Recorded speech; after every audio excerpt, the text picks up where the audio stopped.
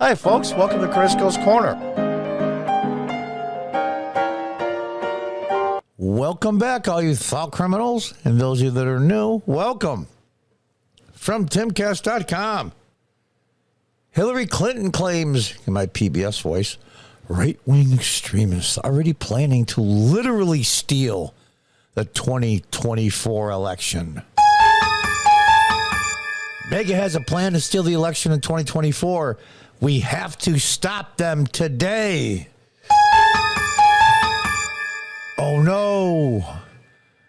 You're going to see, there's going to be a short video with her. I apologize in advance that you have to show a video of her talking, but you have to show what she said. On Monday, former Democratic presidential candidate Hillary Clinton claimed right-wing extremists were already planning to steal the next presidential election. In conjunction with the Political Action Committee, Indivisible. I got to say, though, Democrats come up with the greatest names for their organizations. Clinton suggested the 2024 election is in danger. I'm here to highlight something the former Secretary of State chuckled. This is what's keeping me up at night. Wow, is that why she looks like that? Clinton highlighted concerns surrounding the upcoming midterm elections in November by warning voters to stay vigilant of future elections.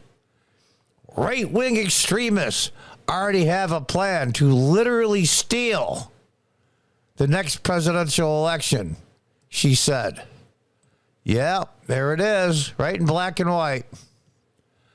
Well, I hate to do this to you, but let's listen to what she has to say. Right-wing extremists already have a plan to literally steal the next presidential election. And they're not making a secret of it. The right-wing controlled Supreme Court may be poised to rule on giving state legislatures, yes, you heard me that correctly, state legislatures the power to overturn presidential elections. That's a lie. She's lying.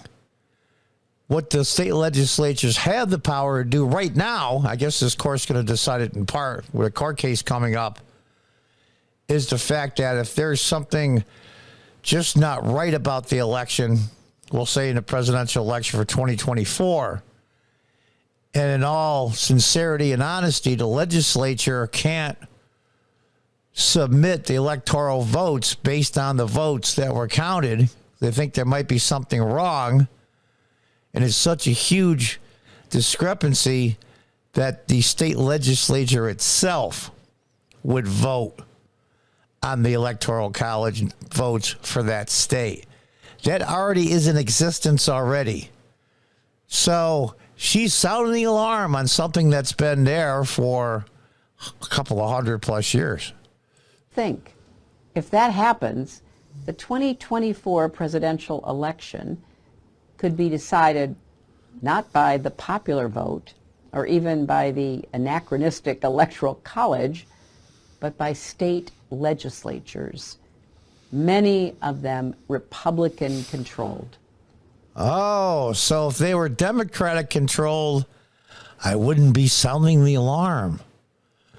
In fact, the reality of it is, I believe it was the 17th Amendment that made it popular vote for U.S. senators. In the Constitution, it was originally the state legislatures are the ones that select their 2 senators from each state. And that was changed by an amendment. They went through the process and all that, and it got approved. It never should have happened. It went under the worst president ever in the history of the country, Woodrow Wilson. But that's another episode for another time. We're going to give the elected representatives, the people's representatives, a lot closer. In fact, when you vote for a state legislator or a state senator, you know that person. In fact, I know several people that have run for state assembly. I live in upstate New York, and one I used to be very good friends with. So you get to know these people more intimately than a Congress member or a U.S. senator. So a person you voted to represent you is going to pick the electoral college votes in this particular case if something goes wrong. And she's sounding the alarm that duly elected people representing people are going to make decisions for them. Oh, no. Let's listen on. But there's also good news in the face of this very real threat to democracy. Indivisible has launched Crush the Coup to make sure we're ready to defend democracy in 2024. They've put together a list of critical races in 6 key states and how you can get involved. Will you support Crush the Coup by donating to Indivisible and state legislature candidates? And there we have it, folks. What is this about? Raising more money. In fact, I hear the Clinton Foundation is back up and running, at least in part, so they can funnel hundreds of millions of dollars more. Another grift to raise money. I'm not even going to go through the rest of it. I wouldn't put you through it. I think too much of my subscribers. And they're not making a secret of it. They're not making a secret of the fact that they might have to follow the law if things go wrong. That's a big if. The power to overturn presidential elections. That's not what it is. It's a lie. And the chances of that happening are so slim anyway. Maybe poised of giving the state legislatures the power to overturn presidential elections. No, a state might have such a gigantic cluster that they don't know what to do. They don't know who to certify, to what Republican or Democratic candidate. They just don't know because there's so much of a mess in that state. If it happens, and that's a big if, the legislature would have to decide. That's not that big of a deal. Presidential election could not be decided in the popular vote. Never has been, at least directly, or even the anti-chronistic electoral college. She uses that word there to throw shade on the electoral college, one of the most brilliant things ever put in a national election system, but by state legislatures, many of them, wait for it, Republican control. Oh no. I'm not even going to, you could slip through the rest. Crush the Coup. They come up with great names. You got to give it to them. MAGA has a plan to steal the election, reads the website's homepage. We have to stop them today.